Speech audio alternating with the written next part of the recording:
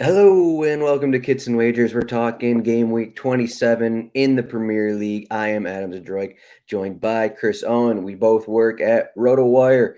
Chris, welcome in this bright and early Friday morning. Welcome back. Thanks, Adam. Good to be back.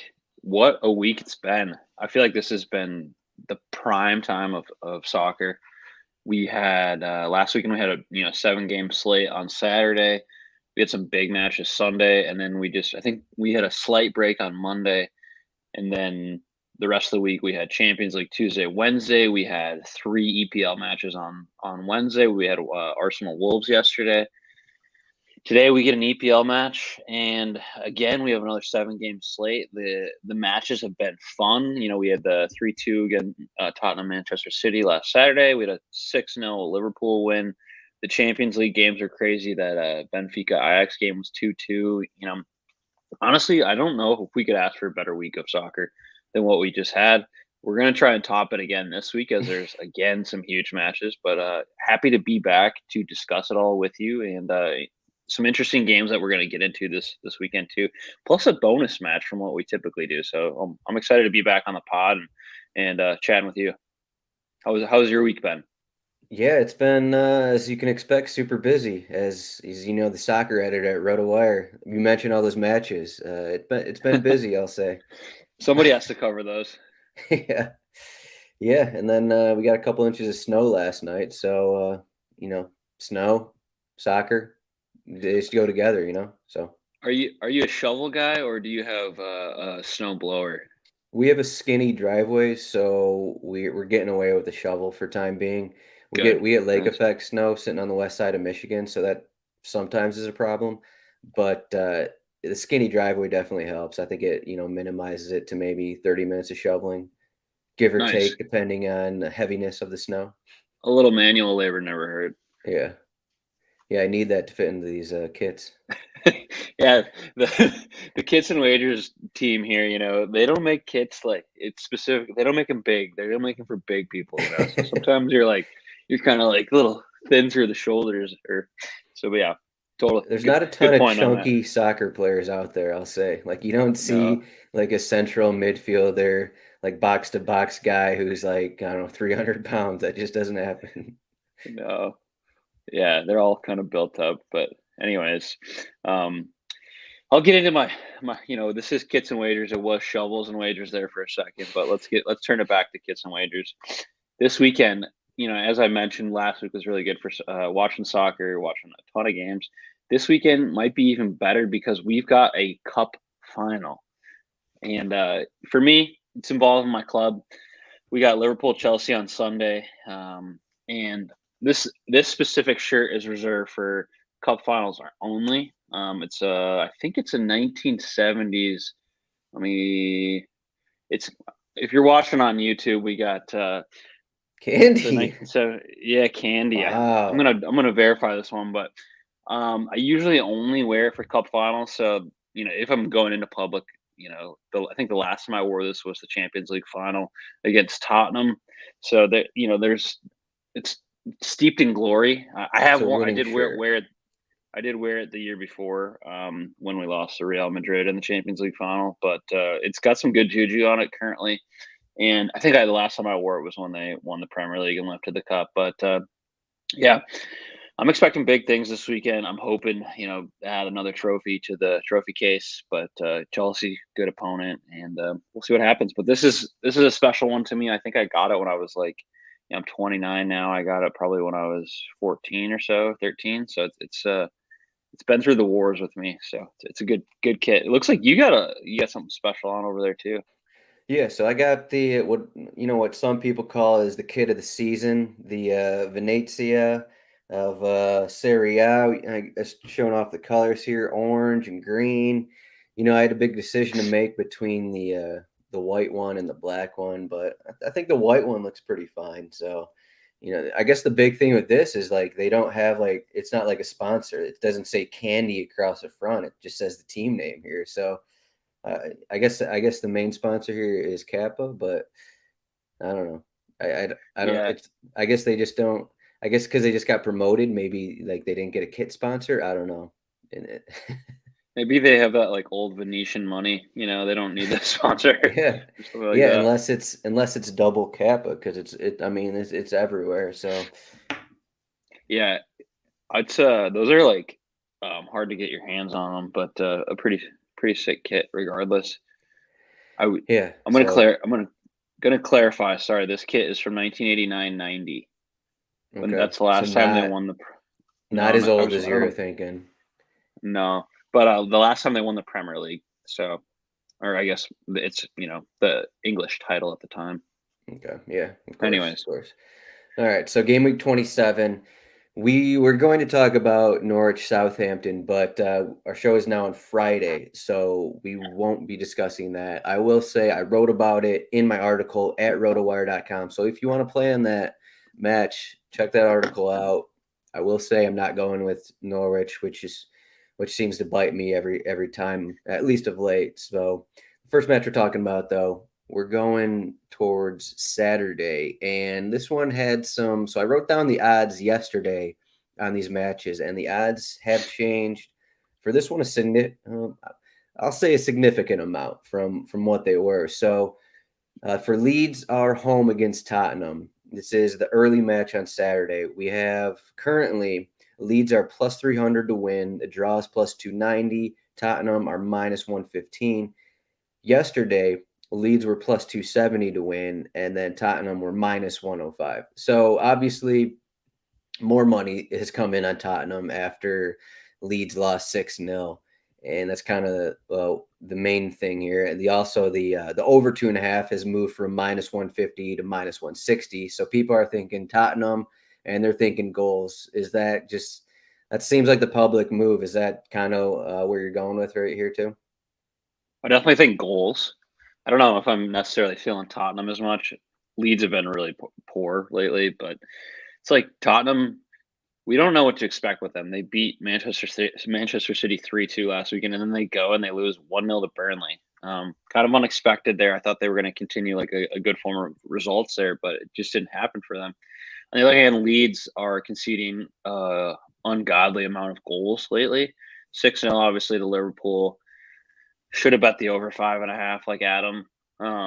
But yeah, I do expect some goals. Leeds are, I think, what are they in the table? They probably have ranking in that top three of goals conceded. So I would say that should certainly be one to eye on the over. Or I guess as far as total goals go, I think you don't get a ton of help there. You have to go to 3.5 to get plus odds on the over, and I just don't see an under 2.5 happening. So if I was to bet an over and under there for plus odds, it would be the over 3.5 at plus 155. Yeah, I don't really know how this match will go to an under unless like Leeds change the style of play that they're doing because they're giving up 3 goals every match, and like that's three right there. Tottenham are unpredictable, but like it was a couple matches ago they won 3-2 at Manchester City. I don't know if I said on this podcast I was wary about taking them against Burnley, and then they lost. I guess it wasn't because that was a midweek match, but so like you look at their earlier result, they played in November. Yep, November. Tottenham won at home 2-1. Like Leeds got the opener, and then Tottenham added a couple goals. But looking at expected goals in that match, Tottenham had 2.13, Leeds had 1.39. So goals right there, and that was kind of with the same lineup for Leeds. Like the only difference was I guess Calvin Phillips played center back in that match because they're so strapped for guys, but otherwise, it was Tottenham's for the most part, their main team. Yeah, it's kind of hard to take the under just with how Leeds are playing. Like, there's a world in which I don't know, there's like let's play more defensive and try not to allow a goal, and like this is just a disgusting 0-0 match or low scoring match or something like that. But I mean, that's not how Bielsa manages his teams. Like he's not. He already came out and said like he's not going to change how he coaches. He's not going to change the strategy of his team. So if that's the case, then like why are we to expect things are going to be different for them defensively?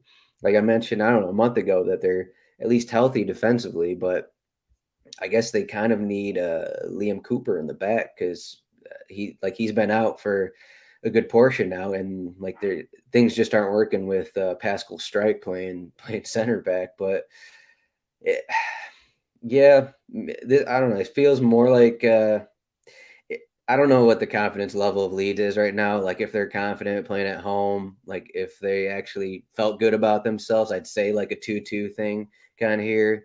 Uh, Trying to get some money against Tottenham just because Leeds are home and you're getting decent money on them, but they just lost 6-0 midweek, so I can't really bet on that one.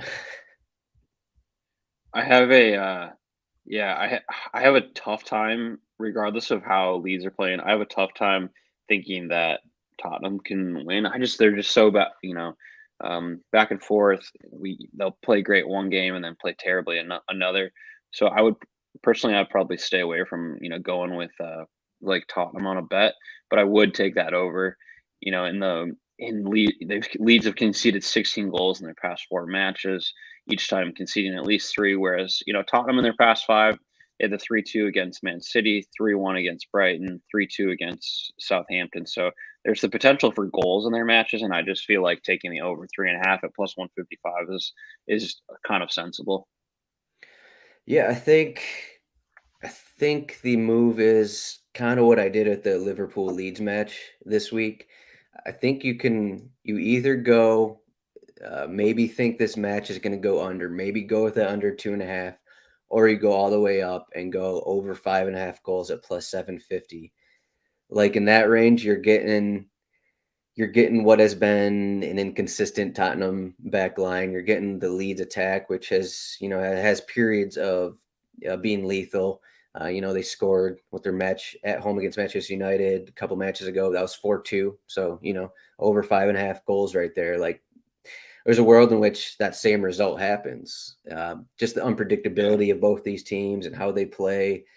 Like I think the move is either you go under or you just go all the way up, go with those big goals, and hope the Leeds back line continues to struggle. Harry Kane, Son get a brace, Rafinha, Rodrigo, James, those guys get some goals. Like it's in the range at least. I'll say. Yeah, absolutely. So the next match we got. So before this show, Anang Aid mentioned us to, or he wanted us to talk about the two Burnley matches. So we are discussing the first one here. Crystal Palace are home against Burnley.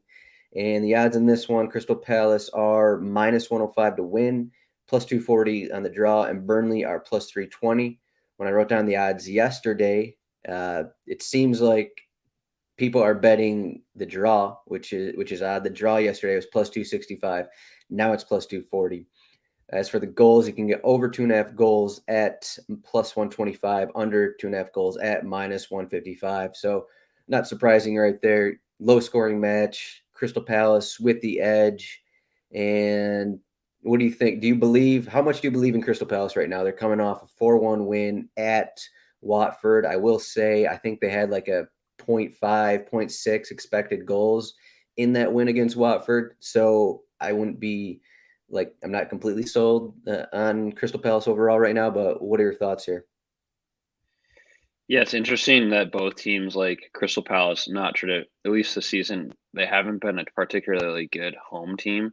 They've, let's see, they've, won 4 times out of 17 matches. They've drawn 5 and lost 4, while as Burnley are not, they're struggled in most matches, whether it's home or away, but they have just one win away from home here with Crystal Palace playing at home. So I think I mean, the money's been going to the draw, and I think that makes sense too because it's like Palace not great at home, Burnley pretty horrific away from home. So I think the best bet here is probably on the draw in some capacity.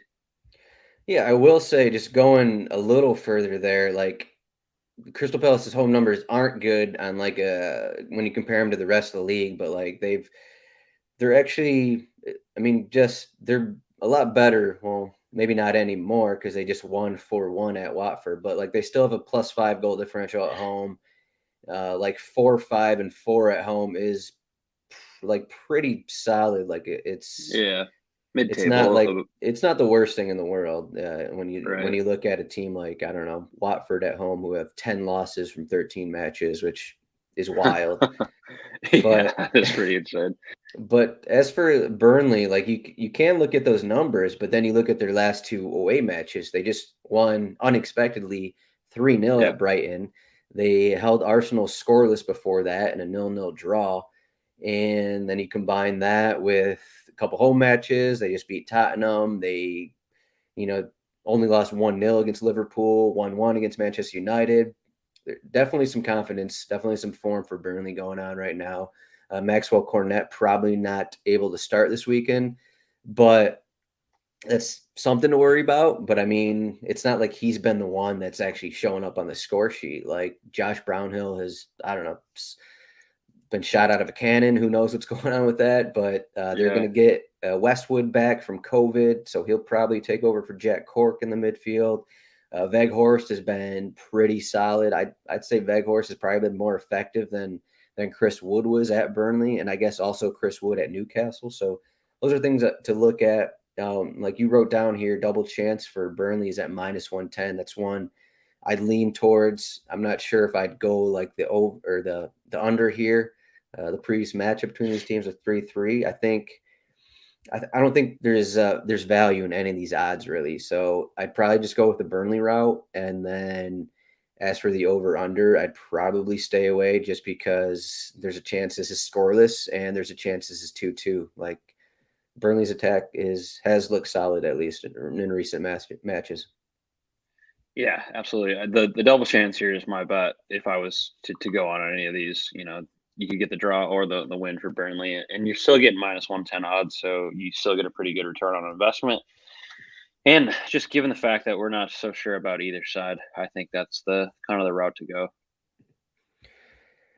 Yeah, I mean, Crystal Palace have been better at home, but something about Burnley scares me with taking the Crystal Palace to win at -105. Like it was -110 yesterday. It's not a huge jump, but it's something. It's something to where people are actually betting the draw instead of betting Crystal Palace to win. So Is it too early to call it the business end of the season? wait, call it the what? The business end of the season.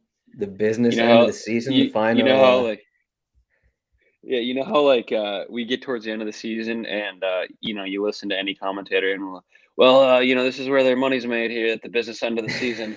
Uh but it's Sean Dyche time, like the guy knows how to manage a team out of the relegation zone at the business end of the season. So maybe we go Burnley here. I mean that there's something to that. I don't know. I Yeah, seriously, highlighted every season Burnley. it happens.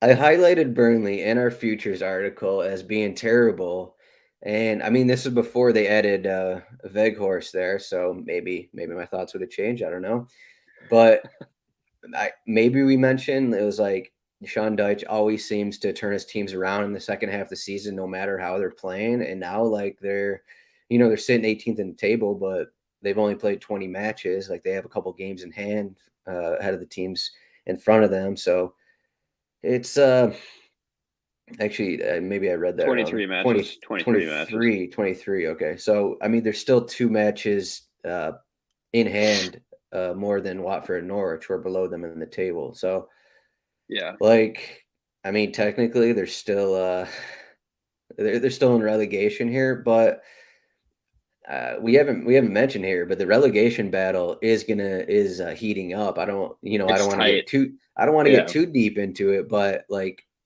all these teams here, like Everton had some recent points. Newcastle is on their nice run. Burnley a couple wins. Watford. Uh, I guess they just beat Aston Villa. Norwich have had some recent wins. So like this is maybe in recent years this is the most exciting relegation battle that I can remember. Like feels like there's usually at least one or two teams that are just completely out of it by this time, but that's not the case. Yeah, totally agreed. It's a spicy end of the season as we get to the business end of the season. Yep. Yep. Spicy before business end. We'll say that. So for Sunday, we got West Ham. I guess this is the only Sunday match. West Ham, we're speaking higher up in the table here. It's a close battle. Wolves just fell down because they just lost against Arsenal back to back. They got two losses against Arsenal in the past 10 days or so. But Wolves are seventh in the table. West Ham are sixth in the table. We got West Ham at home against Wolverhampton, and West Ham are plus 110 to win. You can get plus 230 on the draw, and then Wolves are plus 280 to win. You can get over 2.5 goals at plus 125, under 2.5 goals minus 155. I got the big thing is that Nelson Semedo went off with a hamstring injury Thursday, and he's probably not going to play in this match. And they brought in Johnny, the often injured defender. I think he's had two ACL injuries in the past 2 years. So he just came back. He may start. I don't know what else they're going to do there, but this is a short week for Wolverhampton. So do you think that is going to come into play here, traveling, going to West Ham? I mean, a lot of these teams are dealing with a short week, whether it's Champions League matches or midweek matches. I think this is the shortest though, because you got the Thursday match there between Arsenal and Thursday to Sunday. That's not any different than some of these. I guess Burnley's playing Wednesday to Saturday, but yeah, I don't know. It's been interesting because Wolves have been like so. They've been really good defensively, but the last two matches, where they've conceded 2 goals, it's been 2-1. It's where and then West Ham are in a similar situation where their last two games, I guess 1-1 against Newcastle last weekend, 2-2 against West Ham. It's like these two sides who are pretty good defensively have been involved in a couple games where there's been goals. So I guess when I look at the over you don't really get good odds on the under here at all. Like under 1.5 is not something I'm interested in.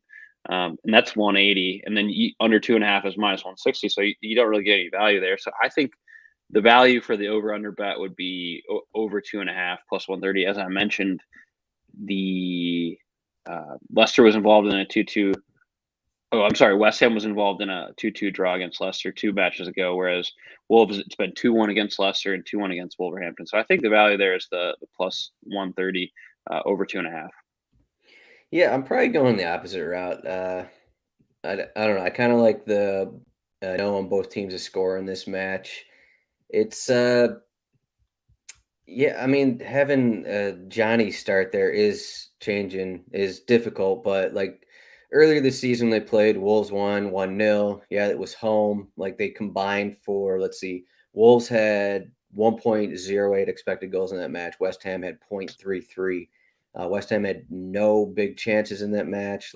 It was their full roster, so like you can't say they weren't full strength, blah blah blah. But I was gonna say that the Arsenal goals were kind of fluky against them, but Arsenal actually because they were pressing the majority of that match, they had 26 shots, 2.77 expected goals. But I mean, when you look at it, like the goals were kind of fluky.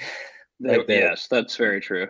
The stoppage time one, like Lacazette, he basically crossed it, and then Jose Za blocked it into his net, and then the other one was like a volleyball set. Yeah, like the other one was like early in the match. Toss it into my net. Early in the match, I guess I'm thinking of Hwang's goal actually, so never mind on that one. But I guess Pepe's was pretty good. I'll say that much. Yeah, but it was sick. Yeah, that was a nice turn in the box. But yeah, I don't know. I just kind of like I think Wolves, maybe they're tired, but they're just like the way they play, like they're gonna want to get back to like they're off this loss. I think now it's 2 losses in 3 matches kind of a thing. It's like we need to get back to how we play, try and limit good chances from other teams. It's not like I don't think West Ham are playing overly well right now. That also kind of comes into this. Like they had the recent 1-1 match against Newcastle, 2-2 against Leicester. But like I don't think they've been getting a ton of chances themselves, like outside of, Jared Bowen just being, in form and, the best form of his life right now. Like I don't think that they've actually been doing a ton. Like at home against Newcastle, 0.65 expected goals in that match. Like that was like they could have easily lost that match. So I don't think like if you throw I just want to say you combine the Wolves the way they play and I don't think West Ham are actually playing that well. I think it's going to be. I think one team will go scoreless is what I'll go with, but you're going the opposite route, so I guess we'll disagree here. We'll review next week.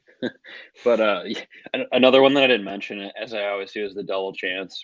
Wolves is actually minus 130. So I mean, you get okay odds there if you really think that Wolves get a draw or win here against the West Ham side who maybe aren't playing their best.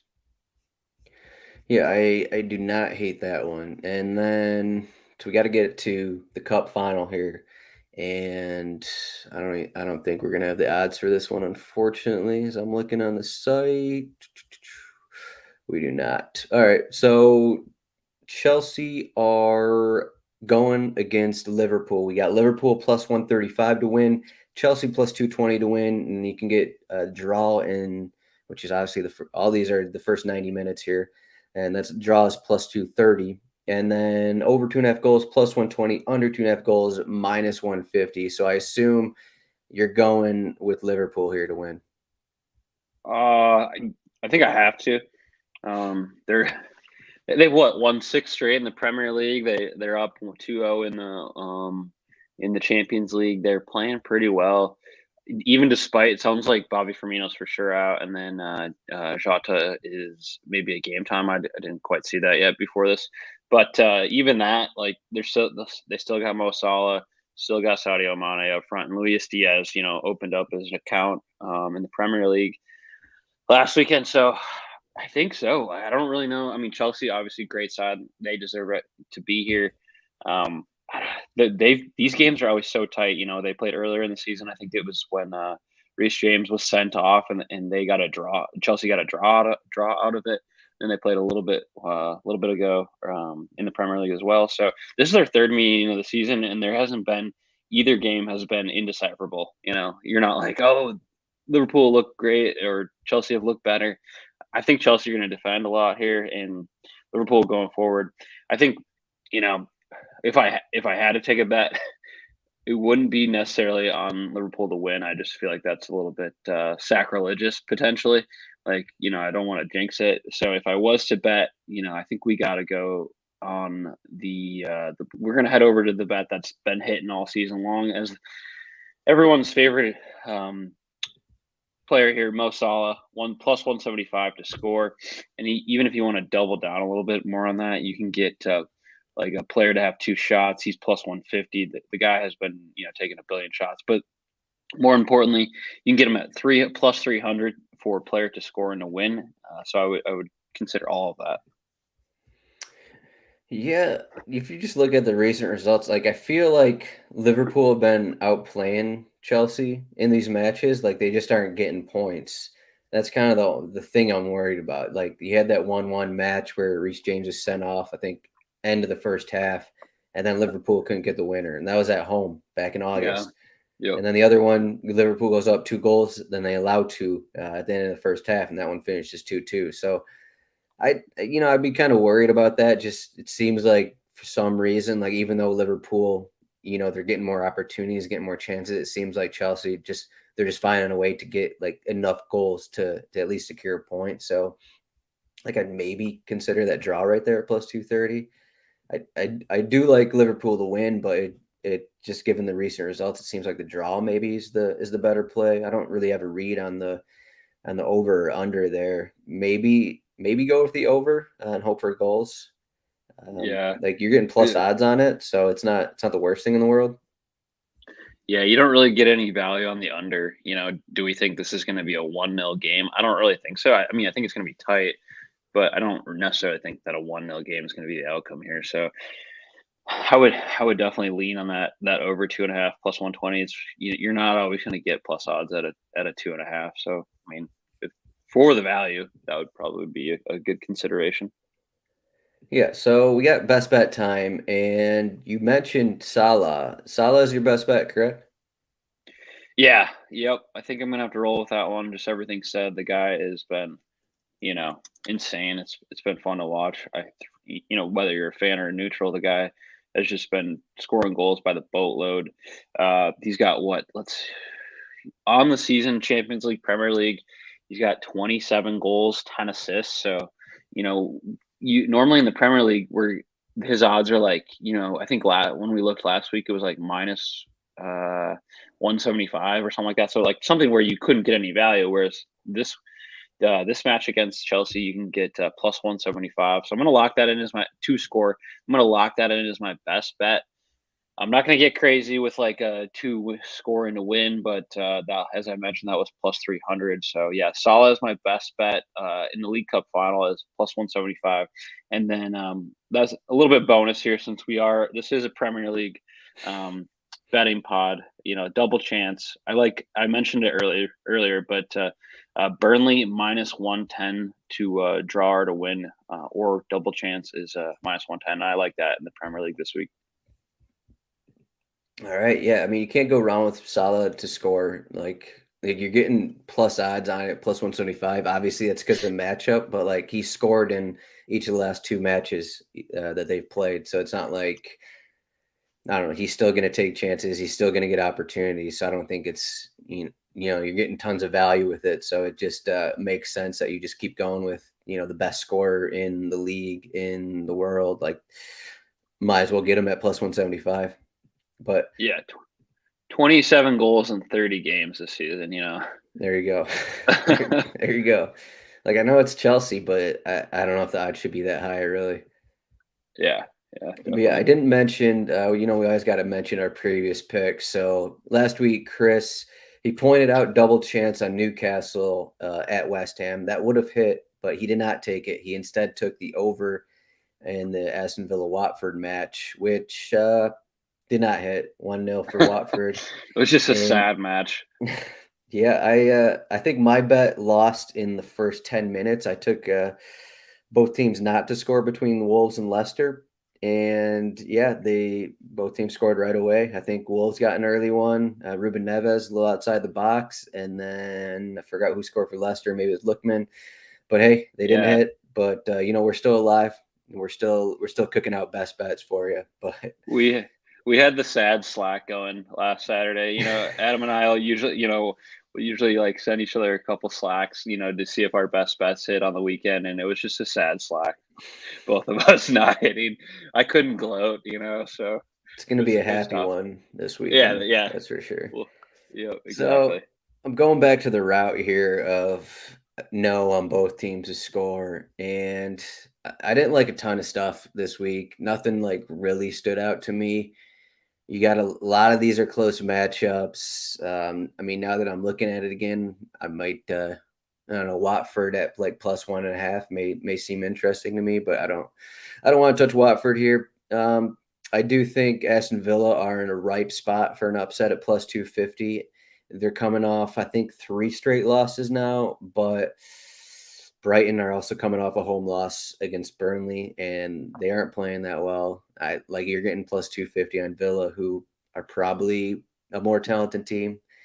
It's just not working for them right now. That is a spot I'd look at, but Aston Villa have they've been a problem for me the past month, so I'm not going to bet them. So I'm looking at the Brentford Newcastle match, and Newcastle probably not going to have Alan St. Maximin, even though he's technically a late fitness test. He was in Monaco rehabbing like 2 days ago. Eddie Howe said, he still had a chance, but I'm not believing it. So Newcastle, they've allowed 3 goals in the last 5 matches. Brentford, I think, have scored 3 goals in the last 6 matches. The last time these teams played, I believe it was Eddie Howe's first match. That one ended 3-3. So obviously not a good result for this bet here. But I will say this match the odds were plus 100. When I wrote about this, I think it must have been Thursday. So I got plus 100 odds on this bet Thursday. Now it's minus 115. If that doesn't say, the sharps are on this bet, then I don't know what does. Both teams not to score between Newcastle, Brentford, minus 115. Let's do it. That's the best bet. Lock it in. Lock it. We got anything else here? We had a long discussion about shoveling, and then we talked about the cup final. Too long. No, yeah. You got anything else for game week 17 here? Nothing for me. As I mentioned to start the show, just This is the best part of the season. You know, we're hot and heavy with Champions League matches. Business and End of wagers. Yeah, Cup final, Champions League, hot and heavy matches. We got a great relegation battle. The title race is even getting a little tighter. But yeah, no, happy to talk about these games and look forward to wrapping them up next week. Title race is getting tighter. Manchester City 63 points, Liverpool 60 points. I think we said to sprinkle some Liverpool money about a month ago. I don't know. Maybe I'm making that up, but it sounds familiar. I feel like we said that. If knowing me, I definitely said something about that.